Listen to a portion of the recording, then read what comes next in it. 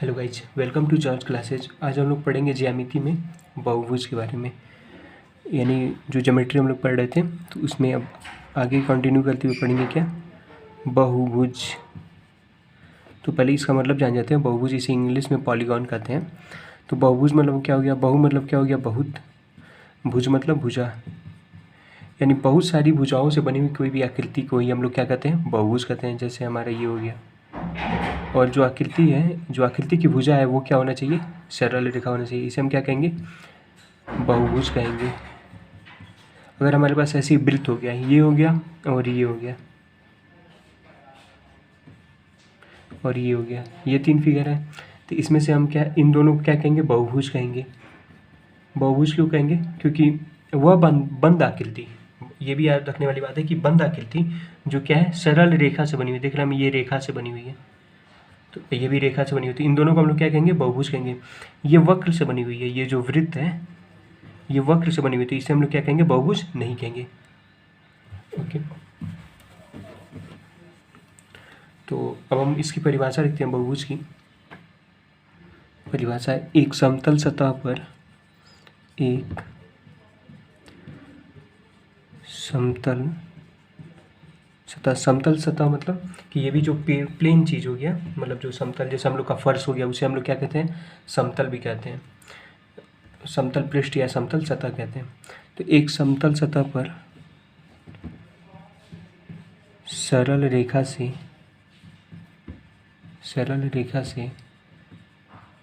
बनी हुई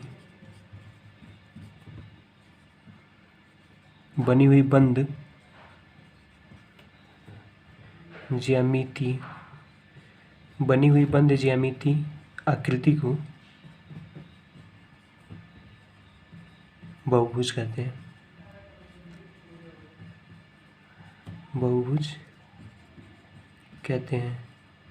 ये कह रहा है क्या कि बहुभुज यानी एक समतल पृष्ठ पर, तो देख रहे हैं क्या कि एक समतल सतह पर सरल रेखाओं से बनी हुई बंद ज्यामितीय आकृति को ही बहुभुज कहते हैं। अब जैसे देख रहे हैं कि हमारे पास, और जो भी ये बहुभुज जो होता है ये क्या होता है, दो आयामी होता है।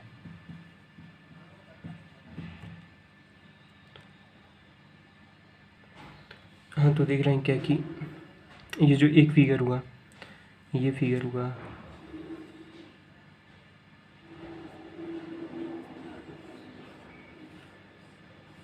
ये हुआ,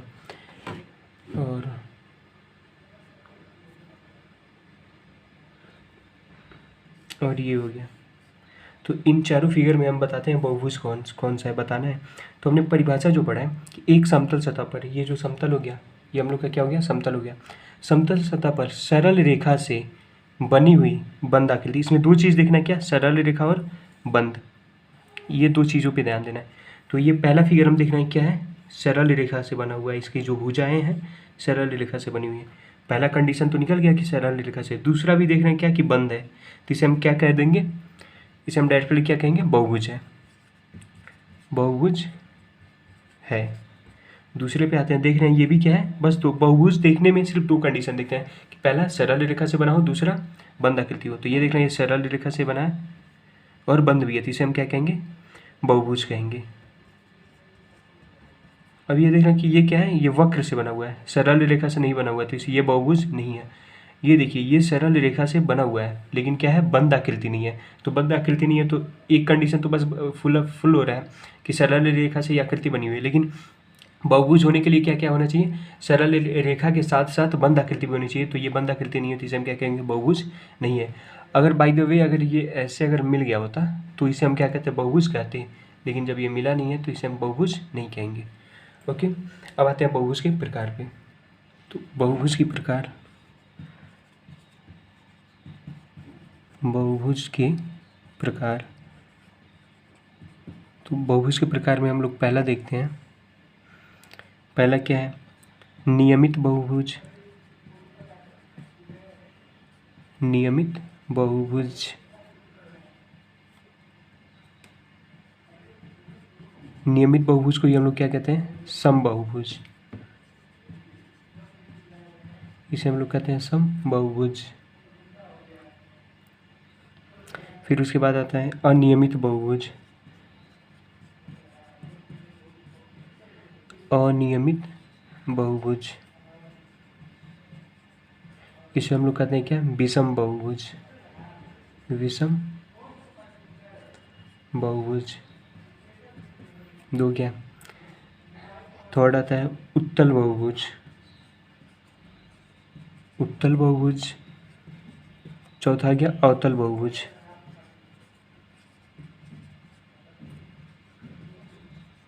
इन चारों के बारे में हमें क्या करना है, पढ़ना है। तो बहुभुज कितने प्रकार होते हैं, अब एक एक करके हम लोग क्या करेंगे, चारों के बारे में पढ़ें।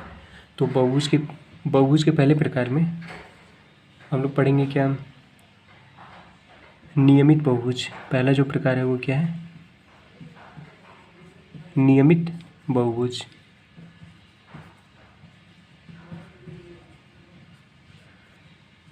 पहला प्रकार क्या है, नियमित बहुभुज। तो नियमित बहुभुज क्या होता है,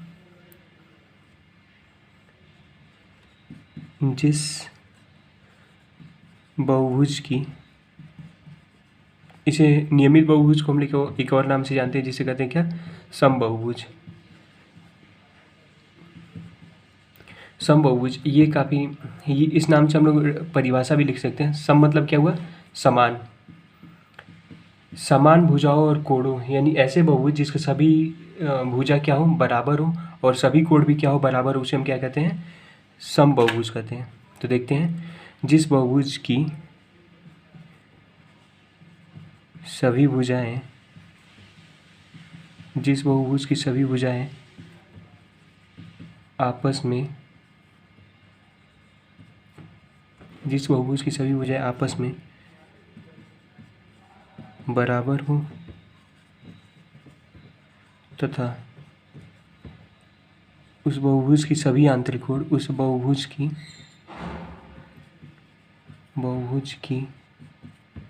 सभी आंतरिक कोण,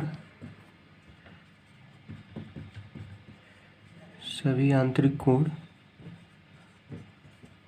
बराबर हो, आपस में बराबर हो, उसे समबहुभुज कहते हैं।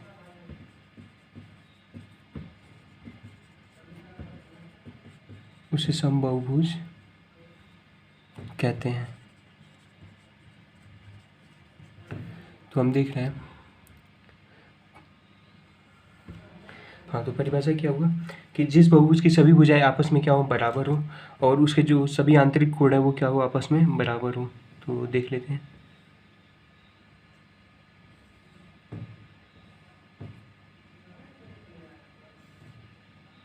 जैसे हमारे पास ये बहुभुज हुआ, बहुभुज क्या हुआ, क्यों हुआ, क्योंकि ये सरल रेखा से बना है और बंद आकृति है। अब अगर मान लीजिए इसके सभी, इसको ऐसे बना दें, तो इसके सभी भुजा क्या है, आपस में बराबर है। अगर इसकी लंबाई अगर 2 सेंटीमीटर है तो सभी की लंबाई कितनी होनी चाहिए, 2 सेंटीमीटर होनी चाहिए नियमित बहुभुज होने के लिए। 2 सेंटीमीटर, ये भी 2 सेंटीमीटर, 2 सेंटीमीटर। अगर ये वाली कोण 120 अंश है तो सभी कोण क्या होनी चाहिए, 120 होनी चाहिए। ये भी सारे कोण, यानी वह बहुभुज जिसके सभी भुजा आपस में बराबर हो और सभी कोण क्या हो, बराबर हो, उसे हम क्या कहते हैं, बहुभुज कहते हैं। जैसे ये हो गया हम लोग के पास,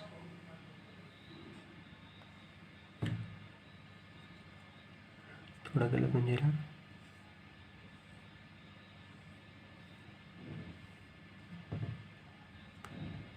तो मान लेते हैं कि इसके सभी भुजा क्या आपस में बराबर है और सभी कोण का मान भी क्या हो, आपस में बराबर हो। और मान लीजिए ये 65 डिग्री हो तो ये भी क्या हो, 65 हो, ये भी क्या हो, 65 हो, ये भी क्या हो, 65 हो, सभी 65 हो और सभी भुजा आपस में क्या हो, बराबर हो। तो बहुभुज किसे कहेंगे, ऐसे बहुभुज जिसके सभी भुजा आपस में बराबर हो और सभी कोण भी क्या हो, आपस में बराबर हो, उसे हम क्या कहते हैं, नियमित बहुभुज या समबहुभुज कहते हैं। अब दूसरे पर आते हैं। दूसरा हम लोग का क्या था, अनियमित बहुभुज।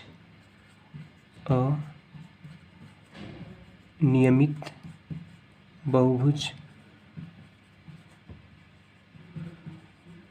इसे हम क्या कहते हैं, विषम बहुभुज भी कहते हैं, विषम बहुभुज।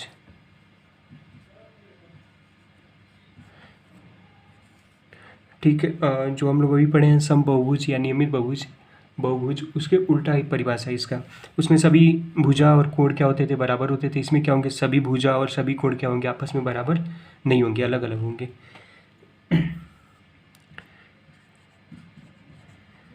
जिस बहुभुज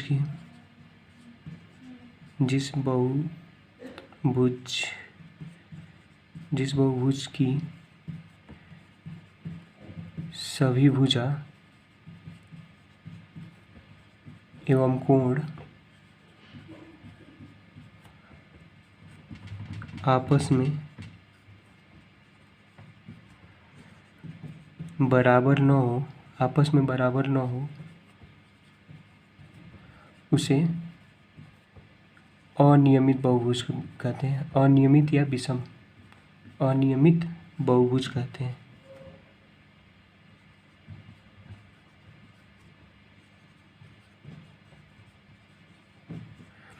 देखते हैं कि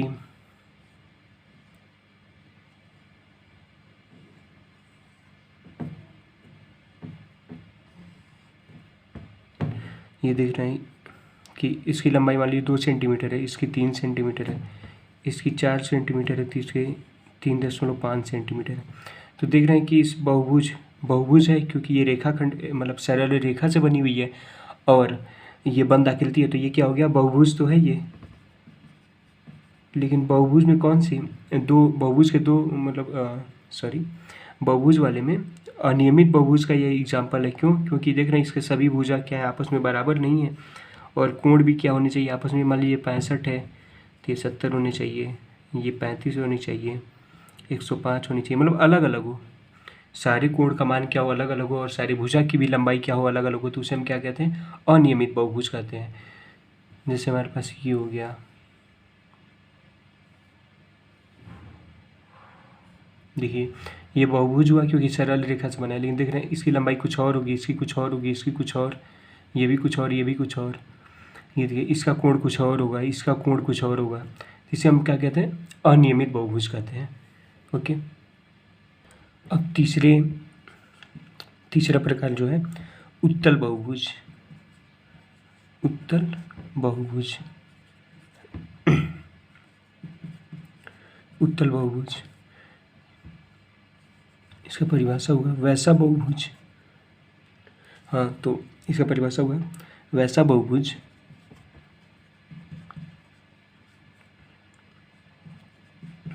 जिसके प्रत्येक आंतरिक कोण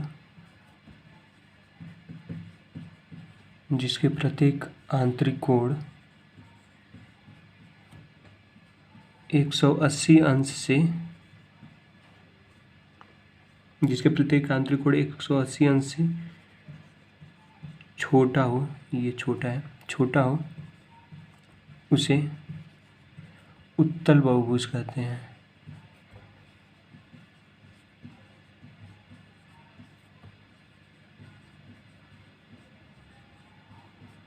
तो यानी ऐसा बहुभुज जिसके प्रत्येक आंतरिक कोण क्या हो, 180 अंश से छोटा हो। 180 अंश कब बनेगा हमें पता है कि जब एक सरल रेखा होती है, ये कितना कोण बनाती है, 180 अंश का बनाती है। यानी अगर वो भुजा अगर थोड़ी सी ऐसी बेंड हो गई तो ये क्या हो गया, 180 अंश से छोटा कोण हो गया। 180 अंश बनाने के लिए हमें क्या होनी चाहिए, एक सरल रेखा होनी चाहिए। तो देखते हैं इसका फिगर कि ये हमारा कोई भी बना सकते हैं, जैसा हम लोग को अच्छा लगे। ये हुआ, तो देख रहे हैं कि इसके सभी आंतरिक कोण क्या है, 180 अंश से छोटा है। जिस बहुभुज के सभी कोण क्या हो, 180 अंश से छोटा हो, उसे हम क्या कहते हैं, उत्तल बहुभुज। मान लीजिए इसका 120 है, ये भी 120 है,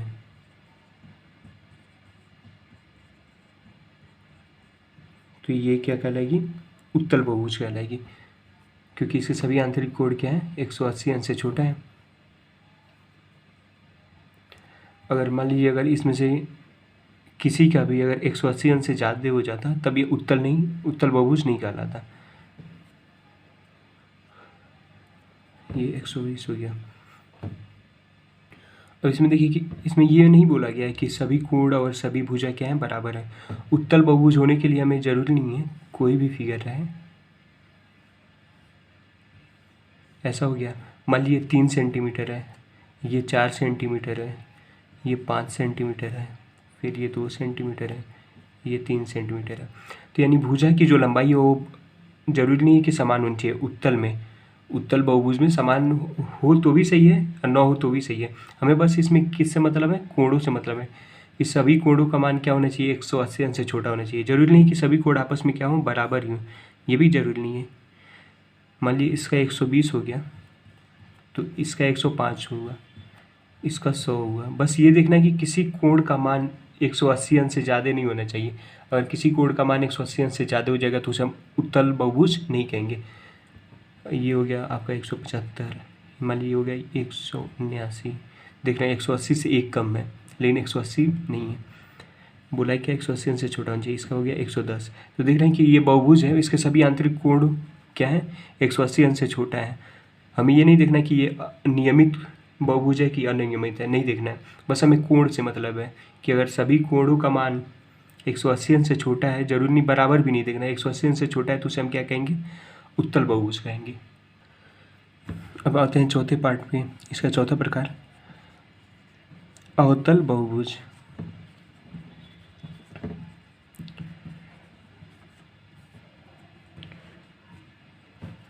इसका परिभाषा लिखते हैं, जिस बहुभुज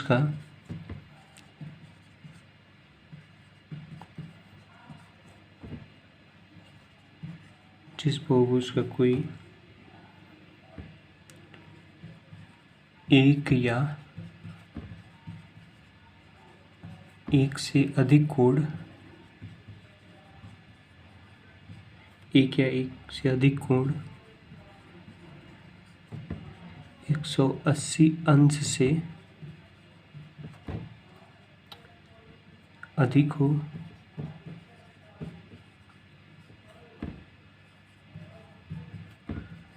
तो उसे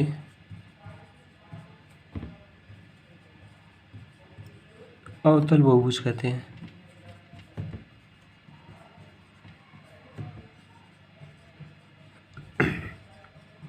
जो हमारा उत्तल बहुभुज और अवतल बहुभुज है ये सिर्फ कोण पे डिपेंड है। तो उत्तल बहुभुज तो हम लोग ने पढ़ लिया। अब अवतल क्या कहता है कि कम से कम जो भी बहुभुज हो उसका कम से कम एक कोण क्या हो, 180 अंश से ज़्यादा हो। जैसे हमारा ये जो फिगर बनता है,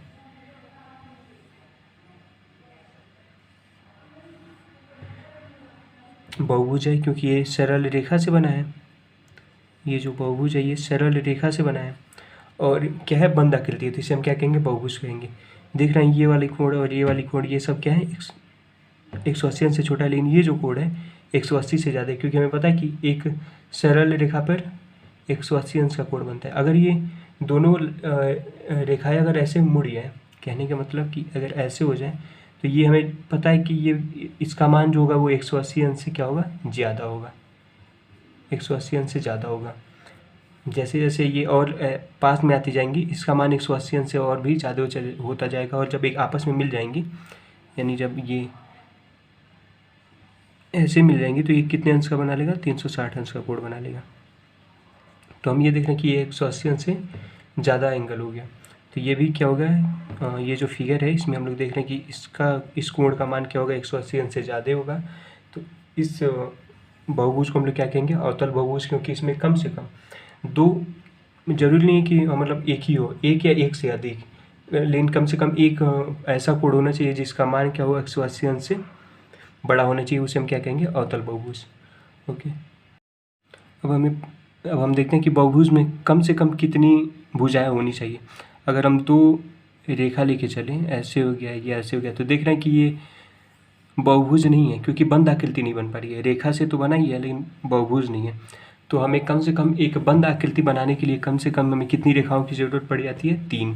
देख रहे हैं कैसे, एक रेखा ये हुआ, दूसरा ये हुआ, तीसरा इन दोनों को मिला दिया। देख रहे हैं कि ये क्या हुआ है, रेखाखंड से, रेखा से बना हुआ है, आकृति है और बंद भी है, तो इसे हम क्या कहेंगे, बहुभुज कहेंगे। तो यहाँ पे एक प्रश्न ऐसे ही बन गया कि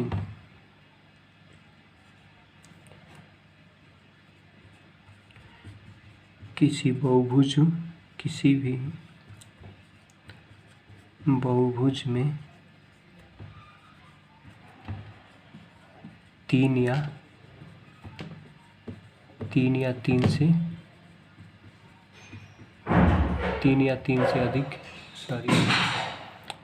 से अधिक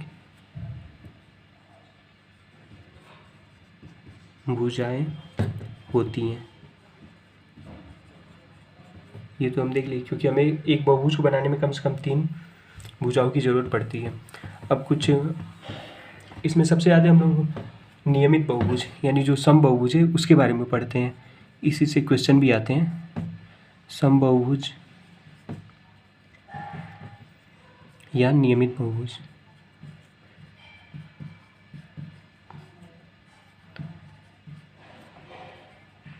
अभी तो हमने बस प्रकार के बारे में पढ़ा था, तो उसमें भी आया था सम।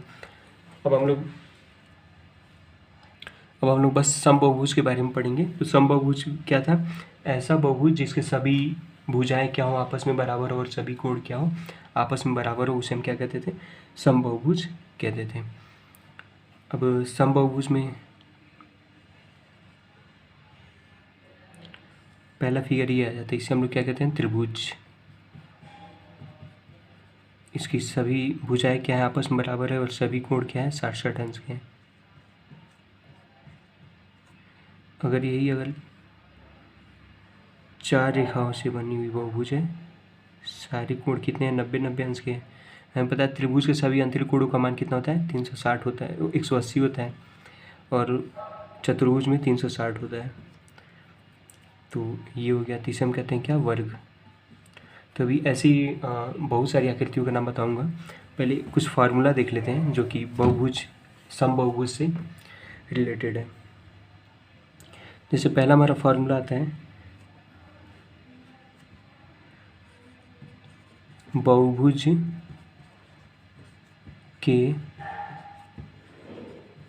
कुल आंतरिक कोणों का योग। आंतरिक कोणों का योग, इसका जो फार्मूला हुआ ये क्या होगा? n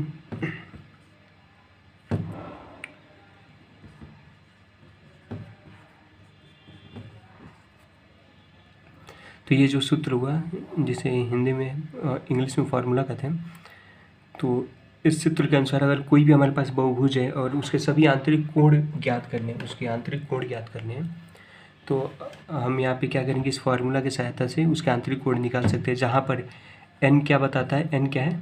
भुजाओं की संख्या।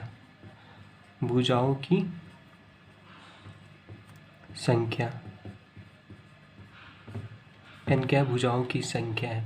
अब देखते हैं कि हमारे पास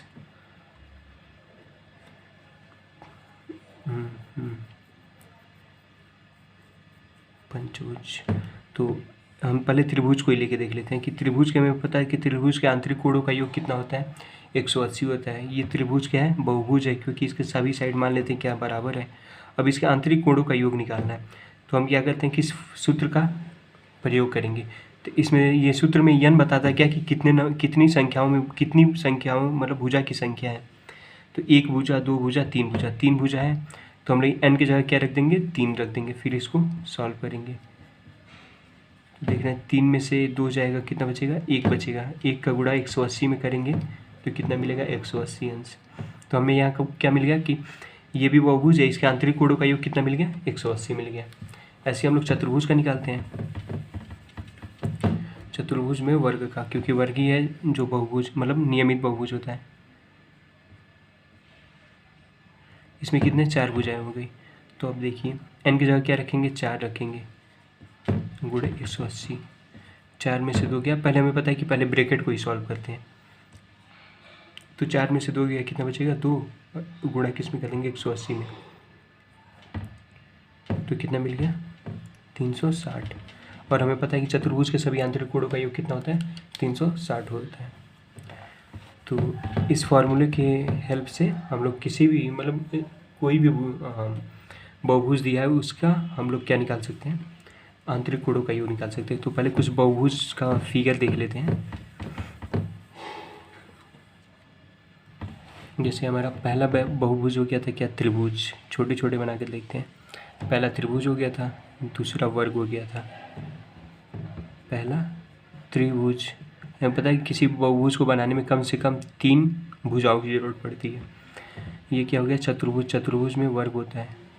अब आते हैं, देखिए जिसके पहले 3 भुजाएं इसकी बनी हुई, फिर 4 भुजाएं, अब इसकी 5 भुजाएं होंगी, तो इसे क्या कहेंगे,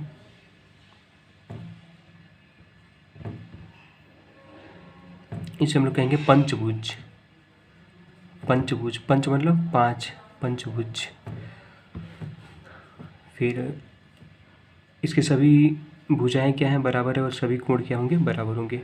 ये सब उसके क्या नाम है, समबाहुभुज का मैं एग्जाम्पल फिगर बना रहा हूँ, ताकि ये नाम याद करना जरूरी होता है, क्योंकि एग्जाम में डायरेक्ट आ जाएगा कि पंचभुज के सभी आंतरिक कोणों का योग कितना होता है, या एक कोण का मान कितना होता है। हमें पता है कि अगर एक कोण का मान निकल गया तो सभी कोणों का मान समान होगा। ये देखिए, 1 भुजा, 2 भुजा, 3 भुजा, 4 भुजा, 5 भुजा, 6 भुजा, इसे हम लोग कहते हैं षष्ठभुज। षष्ठभुज हो गया। अब इधर देखते हैं, षष्ठभुज हो गया। अब हम लोग क्या करेंगे, सप्तभुज बनाएंगे। 1 2 3 4 5 6।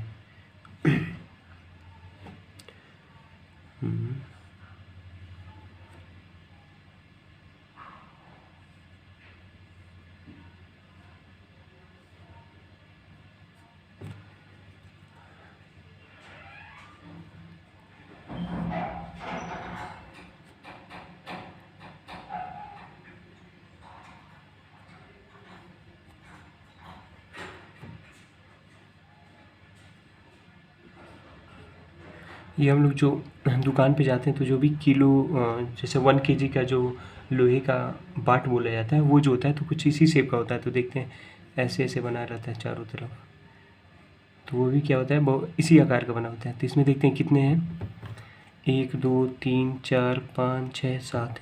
तो इसे हम क्या कहेंगे, सप्तभुज। सप्तभुज। ऐसी अगर 8 भुजा हो गया तो इसे कहेंगे हम क्या, अष्टभुज।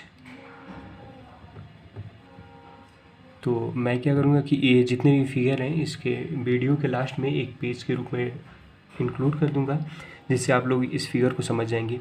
इसके बाद हम लोग अब क्वेश्चन करेंगे और फार्मूला पढ़ेंगे। तो पहला जो हम लोग का फार्मूला था, बहुभुज के सभी आंतरिक कोणों का योग। बहुभुज के सभी आंतरिक कोण का योग। बहुभुज के सभी आंतरिक कोण का योग ये हमें निकालना है। फार्मूला क्या था, n-2 इंटू 180, ये हमारा सूत्र था। इस सूत्र में n क्या था, भुजाओं की संख्या थी, भुजाओं की संख्या थी। अब हम लोग पहला क्वेश्चन करते हैं। अगर हमसे कह दिया गया कि अष्टभुज, कह दिया गया अष्टभुज के सभी आंतरिक कोण का योग बताएं। अष्टभुज के सभी आंतरिक कोण का योग यानी योग बताएं। तो अष्टभुज के सभी आंतरिक कोण का अष्टभुज, तो हमें पता है कि अष्टभुज में कितना भुजा होती हैं। तो हम लोग अब इसका हल मतलब क्वेश्चन सॉल्व करेंगे। लेकिन क्या, अष्टभुज में 8 भुजाएं होती हैं, और हमारे पास सूत्र क्या है, n मतलब अष्ट। अब ये लिखेंगे क्या, अष्टभुज के सभी आंतरिक कोण का योग। अष्टभुज के सभी आंतरिक कोण का योग बराबर क्या है, n-2 इंटू 180। और n क्या है, भुजाओं की संख्या बताता है। तो यहाँ पे n का मान कितना है, 8 है, क्योंकि अष्टभुज में 8 भुजा होती हैं, गुणे 180। यहाँ कितना आएगा, 6। अब यहाँ गुणा करेंगे तो कितना आएगा, 0। तो 1080 इतने सभी आंतरिक कोणों का योग कितना होता है? 1080 अंश होता है अष्टभुज में, जिसकी 8 भुजाएं होती हैं। ऐसे हम लोग निकालेंगे षष्ठभुज, सप्तभुज, पंचभुज, और हमने तो त्रिभुज और वर्ग में तो निकाल के दिखाई दिया था अभी इसके पहले।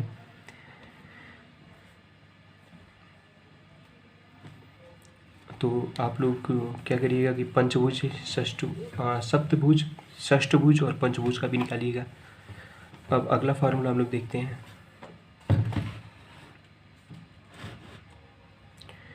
ये तो हो गया कि सभी आंतरिक कोणों का योग, सभी आंतरिक कोणों का योग हम लोगों ने निकाल लिया।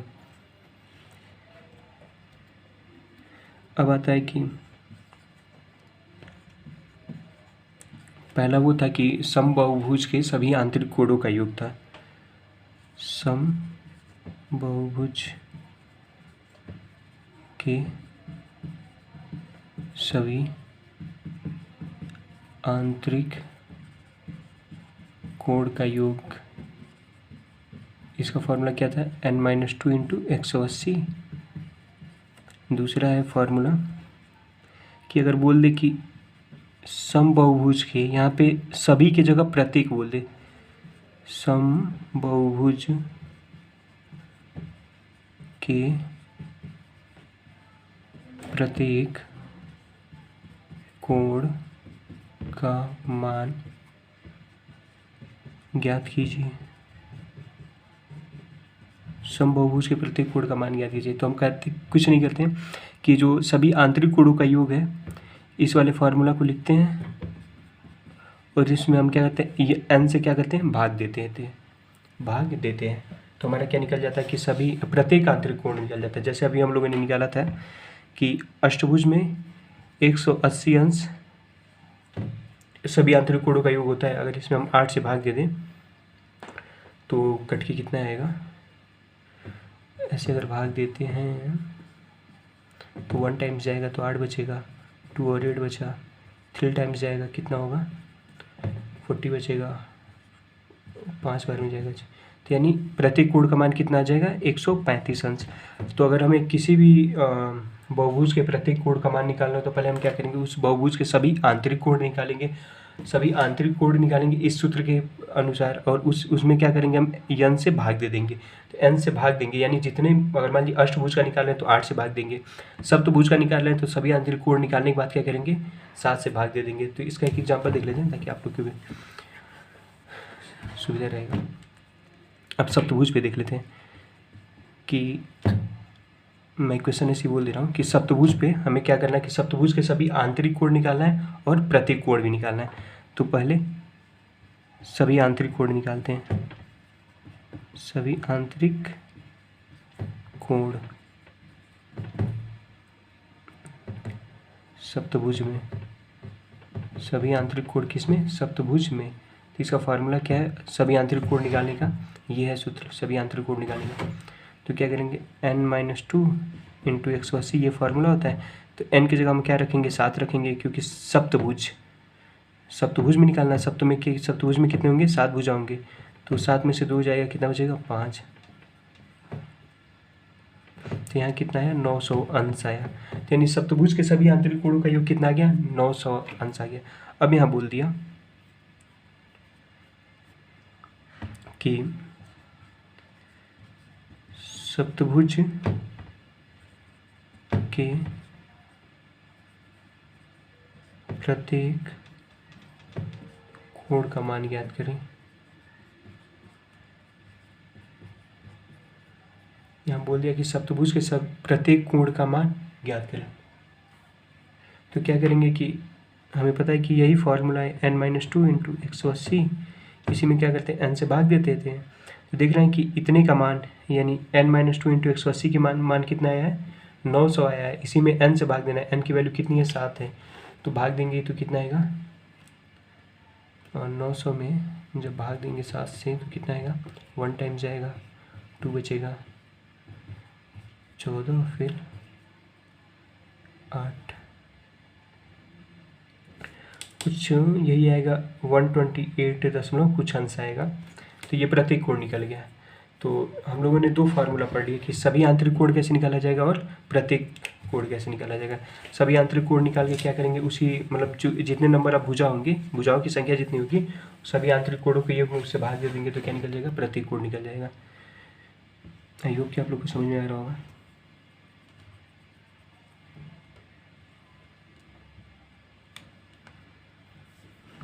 अब तीसरा है कि अगर मान लिया हमारे पास ये बहुभुज है, पंचभुज ही है, तो अब हम इसके देखिए इसे हम कहते हैं आंतरिक कोण। इसे क्या कहते हैं, आंतरिक कोण। इसको आंतरिक कोण बोला जाता है।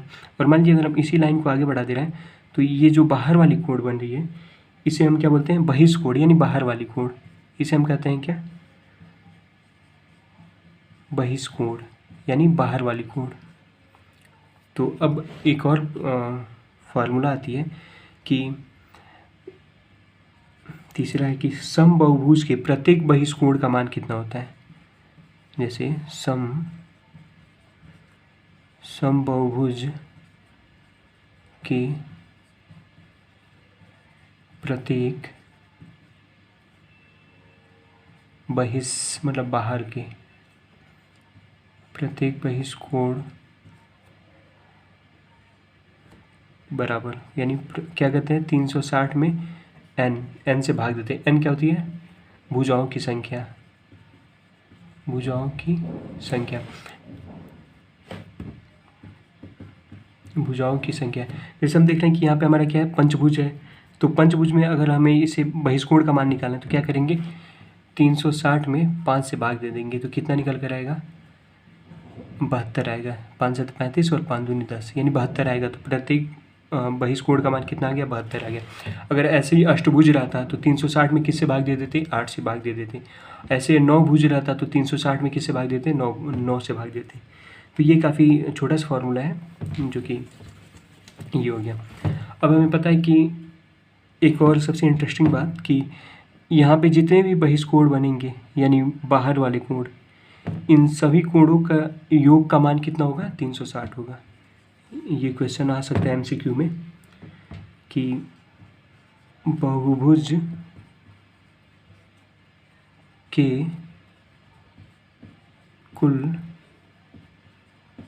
बहिष्कोण का मान 360 अंश होता है।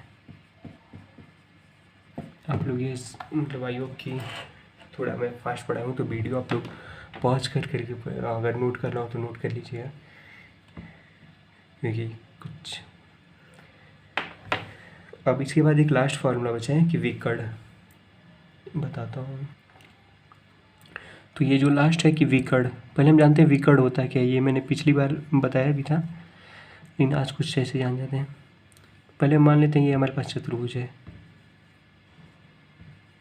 तो इसमें किसी एक शीर्ष को पकड़ के एक शीर्ष से हर दूसरी शीर्ष पे हमें रेखा भेजनी है। जैसे देखना कि एक यहाँ पर भेज पाए और कहीं अब नहीं भेज पाएंगे, तो इसे ही हम क्या कहते हैं, विकर्ण कहते हैं।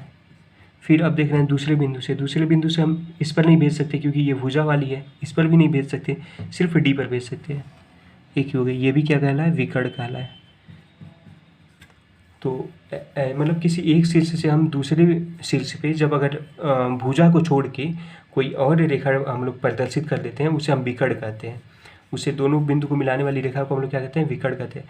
चतुर्भुज में कितने हुए विकर्ण हुए, 2 विकर्ण हुए चतुर्भुज में। ऐसे ही अगर त्रिभुज ले लें तो हम देख रहे हैं कि त्रिभुज में कोई विकर्ण नहीं होता, क्योंकि देखिए अगर हम यहाँ से यहाँ ड्रा करें तो ये तो भुजा वाली लाइन है, इस पर भी जाए तो ये भुजा वाली है, और कोई यहाँ से भी अगर ड्रॉ करे तो भी नहीं मिलेगी, यहाँ से भी कोई नहीं मिलेगी। यानी त्रिभुज में कोई विकर्ण नहीं होती, चतुर्भुज में 2 होते हैं। तो पहले हम जानते हैं यही विकर्ण कैसे, अगर कोई बहुभुज दे दिया उसमें विकर्ण की संख्या कैसे निकालेंगे। तो पहले हम देख लेते हैं कि बहुभुज में विकर्ण कैसे दिखाएंगे, प्रदर्शित करेंगे। आई होप कि ये फिगर समझ में आ रहा होगा। ये A B C D E हमारे पास ये पंचभुज है। अब हम लोग को विकर्ण वो करना है। पहले क्या करेंगे, ए पर आ जाएंगे। अब हम लोग क्या करेंगे, एक शीर्ष से दूसरे शीर्ष पे एक रेखा खींचेंगे तो पहले बी शीर्ष पे देख रहे हैं कि बी शीर्ष पे खींचेंगे तो ये भुजा पर ही आ जाएगा, तो हम लोग ऐसा नहीं करेंगे, मतलब भुजा वाले लाइन पे नहीं चलेंगे। अब देख रहे हैं ए से सी पर खींचेंगे तो देख रहे हैं ऐसे आ जाएगा, तो ये क्या हो गया, एक विकर्ण हो गया। फिर डी पर भी आ जाएगा, लेकिन ई पर लाएंगे तो वही भुजा वाली रेखा हो जाएगी। इसको मैं अलग पेन से प्रदर्शित करता हूँ, आई होप कि समझ में अच्छे से।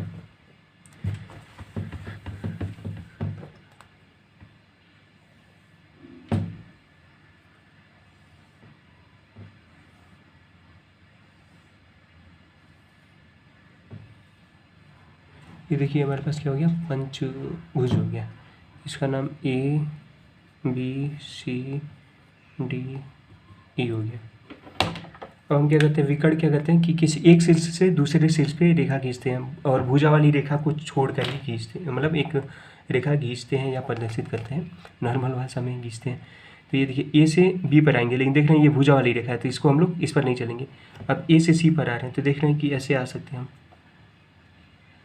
मतलब इसे सी तक आ सकते हैं। तो ये क्या हो गया, विकर्ण हो गया, एक विकर्ण हुआ, थोड़ा ये इंक नहीं है। और फिर ए से डी पर आएंगे तो ये क्या हो गया, दो विकर्ण हो गया। फिर अब ऐसे ही बी शीर्ष से दूसरे शीर्ष पे ले जाएंगे तो देख रहे हैं बी से सी तक नहीं आ सकते क्योंकि भुजा वाली रेखा है, डी पर आ सकते हैं, एक ये हुआ, ई पर आ सकते हैं। ए से आए बी से, अब सी से देख रहे हैं कहाँ कहाँ तक जा सकते हैं, एक यहाँ जा सकते हैं और एक ए पे जा सकते हैं, तो वो पहले से ही बना हुआ ही है। और फिर डी से आते हैं तो डी से कहाँ कहाँ जा सकते हैं, ए पे जा सकते हैं जो पहले से ही बना है, बी पे जा सकते हैं, फिर ई से सी पे आ सकते हैं और बी पे आ सकते हैं। तो इतना ही विकर्ण इस पे बनेगा। तो विकर्ण उसे कहते हैं कि एक शीर्ष से दूसरे शीर्ष को मिलाने वाली भुजा वाली रेखा को छोड़कर जो रेखा प्रदर्शित की जाती है उसे हम क्या कहते हैं, विकर्ण कहते हैं। इसे इन सबको हम क्या कहेंगे, विकर्ण कहेंगे। अब देखिए ये कितने विकर्ण की संख्या हुए, ये एक विकर्ण हुआ, एक हुआ, इसे पहले हम ऐसे काउंट करेंगे, ये एक विकर्ण हो गया, ये दो विकर्ण हो गया, ये तीन विकर्ण हो गया, चार विकर्ण, ये पांच विकर्ण, यानी पंचभुज में कितने विकर्ण है, पांच विकर्ण है। तो अब हमें विकर्ण निकालने का जो सूत्र है यहाँ लिखते हैं, विकर्ण की संख्या यानी समबाहुभुज में, ऐसे यहाँ लिखेंगे, बहुभुज में विकर्ण की संख्या बराबर n इंटू n-3/2। ये फॉर्मूला है जहाँ पे n क्या बताता है, भुजाओं की संख्या। ये हमारा सूत्र है, n भुजाओं की संख्या बता दिया। अब हम लोग ऐसे बना के निकालने के बावजूद हम लोग क्या करेंगे, डायरेक्ट फार्मूला से निकाल लेंगे। अब हमें अभी हम लोगों ने काउंट किया कि पंचभुज में कितने विकर्ण थे, 5 थे। अब हम ये तो हमने बना कर निकाला, अब हम लोग क्या करते हैं, सूत्र के अनुसार निकालते हैं। तो सूत्र में देखिए क्या दिया हुआ है, सूत्र क्या है, n इंटू n-3/2। n का मान कितना हुआ, 5 हुआ, क्योंकि ये क्या है, पंचभुज है। अब यहाँ पे हम 5 n की जगह 5 रखेंगे तो क्या होगा, 5, फिर 5 - 3 और नीचे क्या आ गया, 2 आ गया। अब देखिए पहले हम लोग क्या कहते हैं, ब्रैकेट के अंदर वाला सॉल्व करेंगे तो 5 में से 3 जाएगा, कितना बचेगा, 2 बचेगा, और नीचे 2 हो गया, 2 से 2 कट गया तो कितना आ गया, विकर्ण। विकर्ण की संख्या कितना गया, 5 आ गया। ऐसे हम लोग किसी भी समबाहुभुज का वो दिया हुआ, समबाहुभुज का फिगर दिया हुआ, हम लोग उस पर क्या कर सकते हैं कि विकर्ण की संख्या निकाल सकते हैं। तो आज हम लोगों ने 5 फॉर्मूले पढ़े।